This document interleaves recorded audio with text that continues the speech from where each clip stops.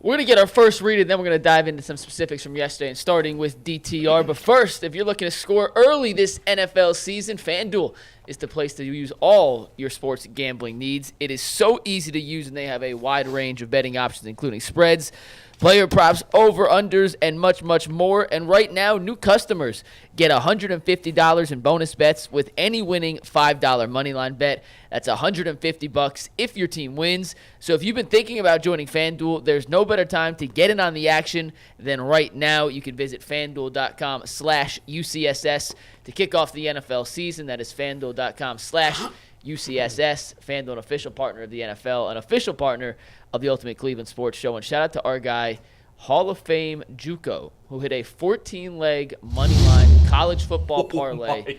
He hit Toledo moneyline, Ohio moneyline, Pittsburgh moneyline, UTSA moneyline, Penn State moneyline, Michigan moneyline, Ball State moneyline, Wyoming moneyline, Colorado State moneyline, Georgia moneyline, TCU moneyline, Iowa moneyline, Missouri moneyline, and Texas moneyline, and turned $25 into $4,096. So shout out to JUCO Hall of Fame for that winning ticket. If you have a winning FanDuel ticket, hit us up and tweet at us at the Ultimate Cleveland Sports Show. I think that's feature where you it's at, guys college football. in the coming days. If you pick right, it's in college football. Yeah. Hey, these people. It's tough to do the NFL like that. They be winning. People be winning so much. I be wanting to be gambling. I'm like, man, is it easy to just pick them like that? Then I look at my fantasy people are not football sending lineup. us their losing tickets. No, Right. that's But a fact. And it's you know so what? fun. I'm glad you said that because Yeah. someone that watches the show regularly said, you're highlighting the winners. Make sure that you talk about the losers. And, of course, to be responsible, we do both. That's right. There are obviously a lot more losers than You want to winners. be responsible in your gambling. FanDuel Yeah. is great. It's awesome.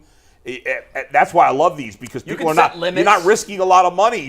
They're betting $5, $10, $20. Right. You know that's great. And if you win a ton of money, that's beautiful. But great you're not way to- risking too much. Right. Bet Low what you risk, can high afford to reward. lose. Yes. Don't try to dig out of a hole by That's making right. a bigger Yes. bet. I know Yes. people that have done that. Yeah. Doesn't always end well. But that's why this is great. FanDuel's great because you could risk a little and win a lot. All right, Mike, you want to turn right into the DTR conversation on his play yesterday? Yeah, I think that's a DTR. good place to start. Yeah, when we could grade his first half, we could grade his second half. He led a game-winning drive in the fourth quarter after leading the Browns to 54 total yards for the first 28 minutes of the second half. I mean, it was a roller coaster of emotions for a rookie quarterback, but at the end of the day, when it mattered most, DTR stepped up in the biggest of ways. What do you give him? Total grade and second half. I think it's hard to grade him because I was doing grades on my podcast yesterday. I think I gave him a C-. And then I was like, I guess that's a little too harsh because I'm grading him against typical quarterbacks. Like, his numbers are an F or a D-.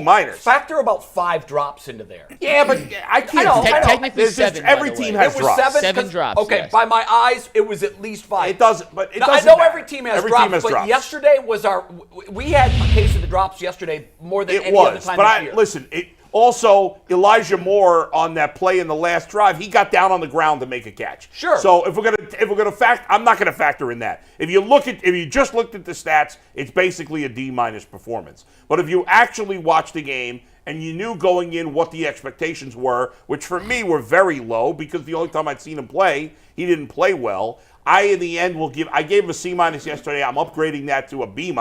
Oh, wow. Because of what he was asked to do. You got to put it in context of that. Now, in the grand scheme of things, he's going to have to do more down the line. Certainly in the playoffs, where I think the Browns are going, he's going to have to do more. But for yesterday, he did, for the most part, what they wanted him to do. None of the stats are good, except for the game-winning drive. Those are good stats, but I thought he did some really nice things with his legs. He showed tremendous growth off his first game, tremendous growth. You know, the pick was a tip ball. I thought he was careful. He didn't throw any careless passes. And he was in a tough spot because the Steelers obviously knew they weren't going downfield much. And the running game was completely ineffective. So he was in a tough spot. So that's why I upgraded him to a B-, even though the stats are a D-. I think you had it right the first time. I think it's a C-. Okay. And if you look at the numbers, it's an F. But if you grade on the curve and understand the circumstances he's in, it's probably about a C-. And he's going to get better, right? Like the more reps he takes, the longer he's in there, he should get better. Obviously, he was better from his first start to yesterday, and now he should only continue to grow. You know, we said at the open, the Steelers. Well, he just picketed the Steelers because this is a Kenny Pickett game. It's really not there for 3 quarters, then all of a sudden in the fourth quarter, you're like, where did that come from? Well, that's exactly what DTR did, that final drive. That throw to Elijah Moore was his best throw of the game.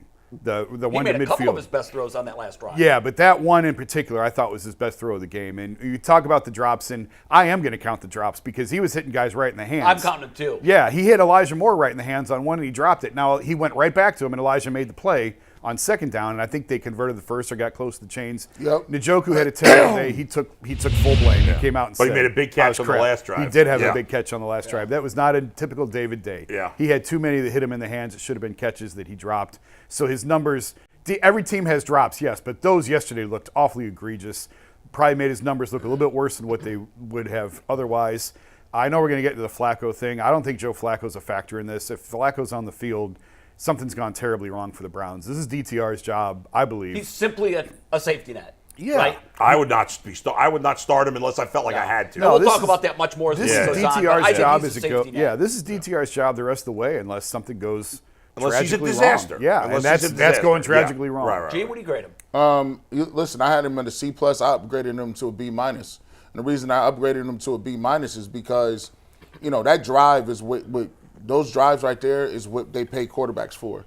You get paid millions of dollars, not before what you do in the first, second, or third quarter. It's about the fourth quarter. And if you get the ball back, are you going to be able to lead your team downfield? And for a rookie in his second start to be able to do that against a Pittsburgh Steelers squad in that spot, that deserves some sort of credit. Now, if you was to take that in a vacuum and look at the whole game, people would say, okay, look at those numbers. Man, that's a C-, D effort game.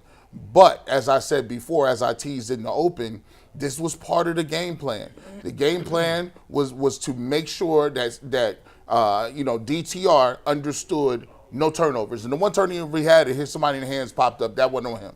Now, he said it in the post game. He said, look, I've put a lot of work in. I've done the work. I've done the film work. I've been meeting with AVP and Stefanski. And he said this, and I thought this was a big point for him. He said, if this was 4 or 5 weeks ago, 6 weeks ago, I would have tried to fit some balls in places where I had no business throwing it. Right. Like I would have threw a couple of them and would have wanted those back, and I would have thrown interceptions. But now I'm starting to see him recognize where and why coach is teaching me to do that.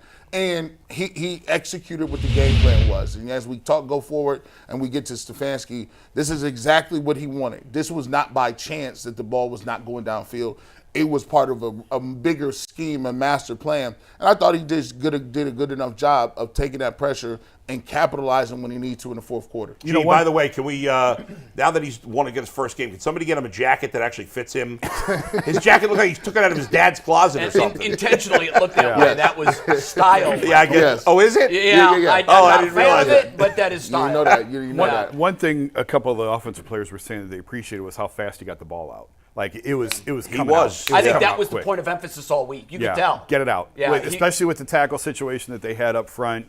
We've seen T.J. Watt and Alex Highsmith destroy this Browns team before. Yep. It was get it out. And I think he deceptively threw it a little bit harder than the guys were as we go back and talk about the that's going to drops. be my main point. One of the other offensive guys is like, it's just an adjustment time. You got to get used to catching it because it was coming out different and a little bit harder than what they were. Not saying Deshaun doesn't throw it hard. I'm saying it's just different. He the way does, that but it was this guy coming throws out. it as hard as anybody coming out of the combine. Yeah, and it was coming out, and it was just an adjustment period for some of these guys. So I went back and I started thinking, I remember a time when the Buccaneers were going through the same thing, where when they made the switch from Dilfer to Sean King, all the receivers said the same thing because they went through a period of drops. And this isn't the first time. There's other instances of this happening, particularly when you're switching from a righty to a lefty. Yeah. Mm-hmm. But in this case, I think Deshaun throws a decent ball. But what you're looking at here is the guy that throws as hard as anybody that's come out of the combine since they've been measuring that.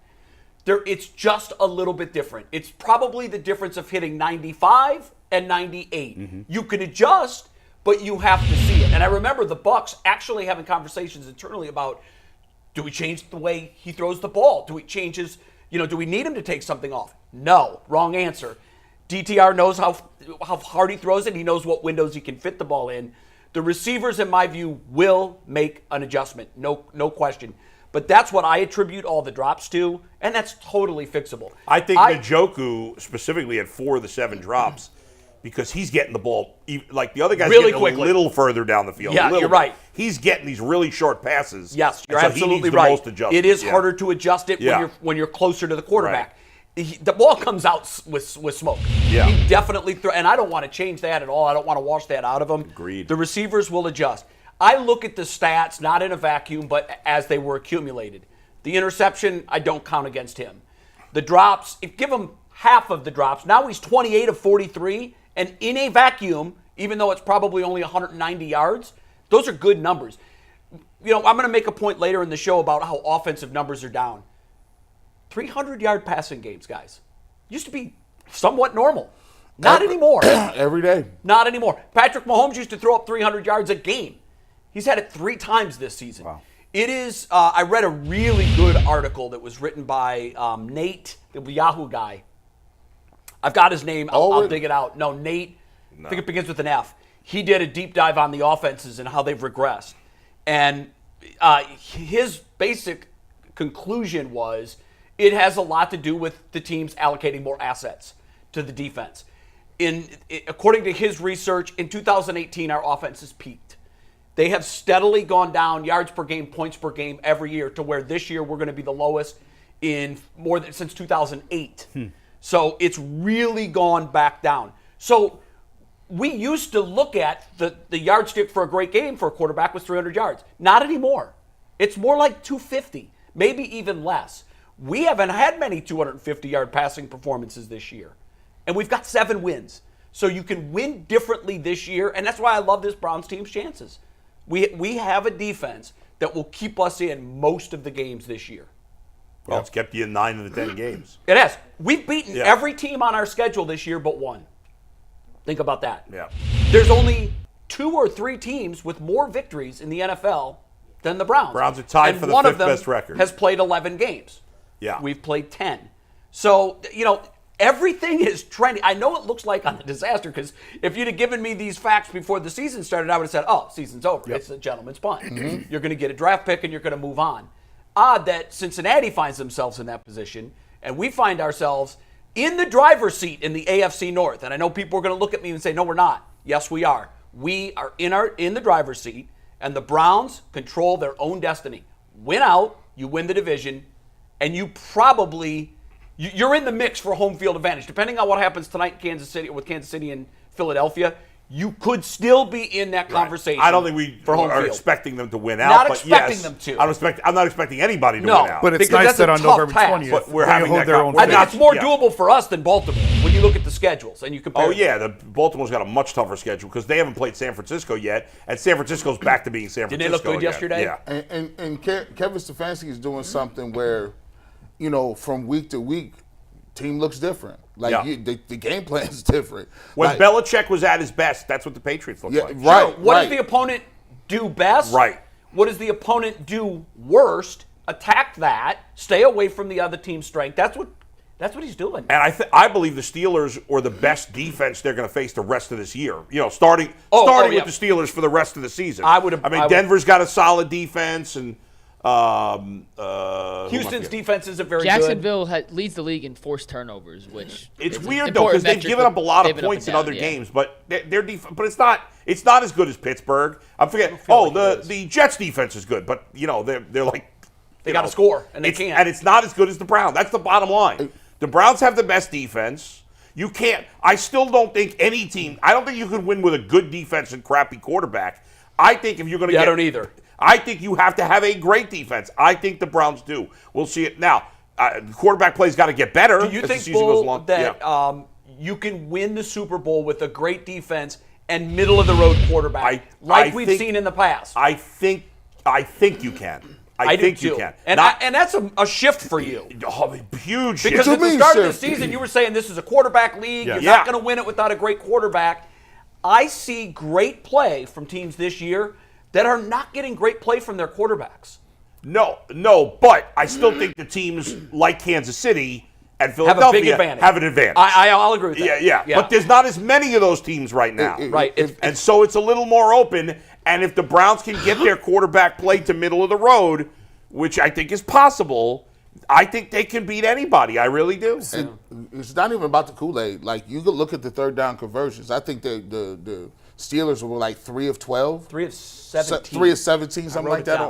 They were 3 of 17. 3 of 17. 3 of 7. If the Browns weren't much better. I think they were 4 of 17. Yeah. Yep. If the Browns get you on third down, it don't matter. You're done. That, it's funny. We're used to, for so many years, and I think what we're learning this year is Browns history doesn't mean much, Yeah, right? you're right. Yeah. But we're so used to in the past, the Browns defense, it's third and 12. Third and 8, they get 9. Right. They give up a bunch of yards. They did that once They yesterday. did it once, and I was Yeah. like, but what was weird is I was surprised when they gave it up. It's funny when they do it I was like, now. I can't used to- believe it. I thought the same thing. Right? I said, it's 3rd and 12, they get 13. You got to be kidding me. Before last But year, then I before said- this year, you would have been expecting that. Yes, I said Yeah. that's the old Browns, and that Yeah. was the exception yesterday. It was That's the only right. time they did it. Yep. All right, here's something. I sent this to Mike before the show, and he said, "Bring it up if it fits," and it fits. He was going to save it. He was going to save it for his Friday 5, and maybe he still can. Jason Starrett's a guy I work with at the Athletic. He does all the number crunching, data analysis, and he found this and sent this to me last night. The Browns have run. Listen to this: 182 more plays than their opponents this season. It was the case yesterday. I think 20 plays more. It gets better. It's nearly double the edge of any other team. Number 2 is the Cowboys at 92. It gets better. So the Browns. Wait. What's the gap? 200 to 92? 182 to 92. So it's double, almost double. Almost Yeah. double. Wow. So the Browns have run 182 more plays, and this is really it's ball control offense, but it's really the defense and getting off the field 3 and outs. Right. Listen to this. The average NFL defense plays about 63 plays per game. So Browns opponents are essentially playing 3 extra games this year. Wow. They've been on the field for 3 extra games. Think how that will factor in at the end of the season. And and Mike and I were saying, I called him right before the show started as I was coming to the studio. He said they just beat you with paper cuts.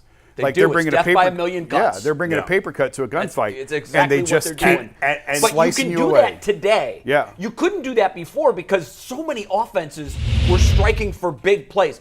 Big plays, explosive plays this year. Explosive offensive plays this year in the NFL, down 10%. Just from last year, which was down from the year before. And one of the keys is that, and we'll talk more about it later, but that they have a great kicker this year because Hopkins is. Oh, what a difference! Yeah. What a difference he's made. And punter. and punter. The way they can flip, 100%. they In can fact, flip the field. I think that kind of folds into coaching in general. Look at